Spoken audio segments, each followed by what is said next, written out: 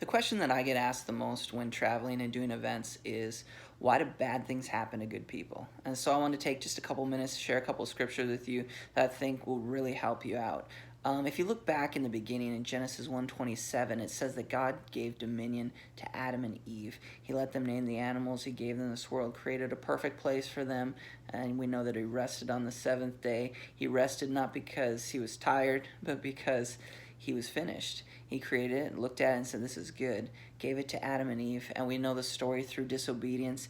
Adam and Eve gave dominion over to Satan. Some of you might say, "Oh, are you saying that Satan runs this place right now?" Well, let's look at a couple scriptures real quick here. If you look in John 16:11, it talks about the ruler of this world will be judged. Now we know that's not going to be God, and that's not going to be Jesus that's judged. So who's going to be judged? Also in John 12:31, the ruler of this world will be cast out.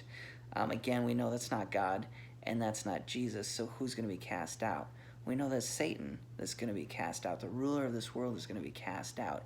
Even in John 4, look at when Jesus was tempted. What did Satan do? He took him up on a high place, showed him everything, and said, "I will give this to you if you just bow down to me." And Jesus didn't jump up and say, "No, it's not yours to give. This is my Father's place." It says that he was tempted because Jesus came to take back what the enemy has stole. But instead of giving into that temptation, he said, "It is written." And so we can also see that, so if we know that the devil owns this place and that he's running this place right now, are we going to be afraid? Are we going to run in fear? We also see in 1 Peter 5:8, it just talks about the, the devil is walking around like a roaring lion, seeking whom he may destroy. So I want to just re-ask that question, why do bad things happen to good people? And say, why wouldn't bad things happen to good people if the devil is running this place and he wants to destroy you? Sometimes we look at it and something happens to us and we say, "God, this is in your hands," or "God, this is happening because you want," and we settle instead of fighting back.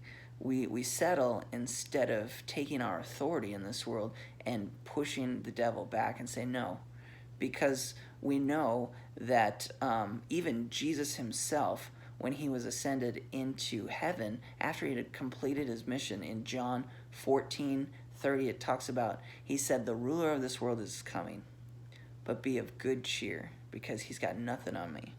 And I think that's the attitude that we need to have when we're doing stuff, instead of being afraid and saying, "Well, if the devil's got this place, I'm just going to give up." And no, we need to stand up. We need to fight. We need to reach our hundredfold in life, not settling with 60 or 30. Because if he can discourage us, if he can get us down, we lose. There's a big world out there with a lot for us to do. And as Christians, we need to go out there and do it. We need to be the light in the place. Even I think the greatest verse and what we need to see, the famous verse, is 1 John 4:4. It talks about, "Greater is he that is in me than he that's in the world." That needs to be our attitude. Instead of getting discouraged, or maybe you've been even angry at God for something that happened, I wouldn't blame God for the bad things that happen in your life when there's an adversary that is in charge of this place looking to destroy you. I would run to God, run to the scripture, get close to God and pray, and reach your hundredfold in life. So I hope this helps somebody. I hope that this encouraged you. So God bless and have a great day.